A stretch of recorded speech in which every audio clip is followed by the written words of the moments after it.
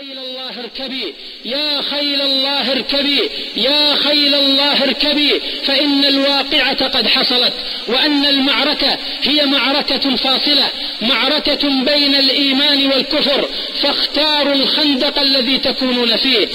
قم ودع عنك الرقاد إنه الإسلام عاد في سبيل الله قد سرنا وأعلنا الجهاد. قم ودع عنك الرقاد إنه الإسلام عاد في سبيل الله قد سرنا وأعلنا الجهاد. قم ودع عنك. Some of the Afghan war veterans went on to defend what they saw as oppressed Muslims in other parts of the world: Kashmir, Sudan, Somalia, Chechnya, Bosnia, as jihad went global. Some returned to their own countries to spearhead violent struggles against what they saw as Western-backed corrupt regimes in places like Egypt and Algeria. And some went to war with the West itself, particularly America, the world's only remaining superpower.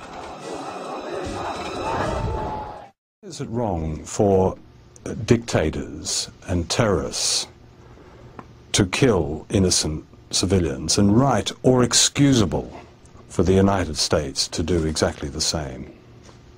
Well, the United States doesn't do it, and if we did it, it would be as reprehensible as what the terrorists do. The United States doesn't kill innocent civilians?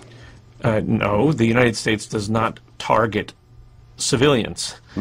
Those of us on the outside who look at September the 11th, where 3,000 people died in that tragedy, but then look at the thousands who have died since, wonder about double standards here. Would you address that? I think that the numbers that you're talking about are questionable. So let's leave aside your numbers. Why are they questionable? I mean, I don't accept your assertion that we've killed thousands of innocent people. But let me get to the. There's a lot of studies and an examination of facts on the ground that suggest indeed thousands. I mean, in Iraq at the moment, there are studies that are talking about 10,000, but I don't want to get into numbers, but certainly thousands seems a fair figure.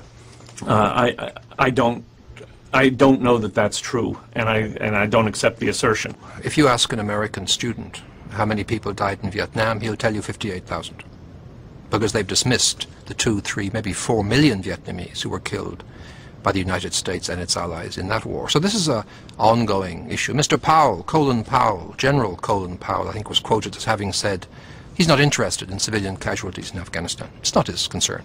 And that's the attitude, I think, with Iraq. Whether it's 5,000 or 10,000, it's really not an issue. Well, I think Americans, like most people, are mostly concerned about their own countrymen. I don't know how many Iraqi civilians were killed, but I can assure you that the number is the absolute minimal that it's possible in modern warfare. One of the stunning things about the quick coalition victory was how little damage was done to Iraqi infrastructure and how low Iraqi casualties were. And I think that's quite high if it's 10,000 civilians. Well, I think it's quite low if you look at the size of the military operation that was undertaken. It's practically an inevitability in war that there are going to be innocent people who get hurt, no matter how much care a professional military, a properly behaved military, puts into avoiding damage to non-combatants and to civilian infrastructure. Mr. Fife, that sounds fine, sitting here in Washington. But in Iraq and in Afghanistan, which is my most recent experience, that's not how it looks at all. May I interrupt for a moment? I apologize, sir. Would you stop tape, please, for one moment? Thank you very much. Let me know when you stop tape. Excuse me? I'm sorry I'm doing this purposefully, sir. Have we stopped tape? This is very serious. I was not under the impression, sir. Mr. Fife's minder, an Army colonel, suddenly stopped the interview as I had pursued the question of civilian deaths. This is a callous violation of international law and the United Nations Charter. It is a deliberate effort of a powerful atheistic government to subjugate an independent Islamic people. those who read newspapers and watch television and listen to the radio are given no real sense of the scale of the bloodshed among ordinary Iraqis. If you ask somebody who is quite in the street, who's opposed to the war and doesn't like the idea, but you ask them, how many Iraqis do you think have been killed as a result of Blair's and Bush's invasion? They may say a few thousand, they may not know. In fact, the most reliable survey, which was done by the Johns Hopkins School of Public Health with Iraqis, an extraordinary survey, meticulous and conscientious and quite courageous in the way it was carried out, peer-reviewed, probably leads us to almost 1 million people. Les Roberts, who led that study, he said it seems as if the scale of killing in Iraq will have passed the scale of killing in Rwanda. Statistically, the majority of terrorism is our terrorism. It is state terrorism. There's no question about that. And the greatest victims of terrorism are Muslims. Those who either died as a result of the medieval embargo imposed on Iraq during the 1990s, or Palestinians who've died, and others. So the whole understanding of terrorism is upside down.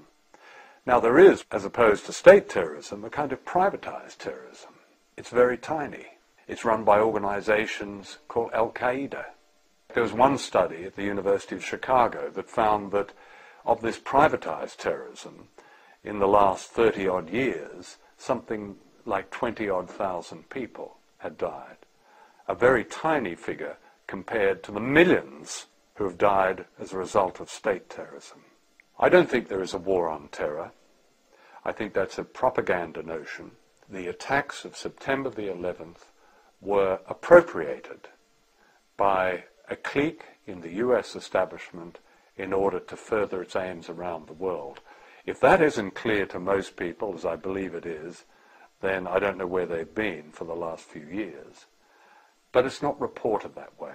Yes, a lot of journalists put terrorism and war on terror in inverted commas, but after a while they weary of that. It's as if there really is a war on terror, and there isn't a war on terror. There is a war of terror.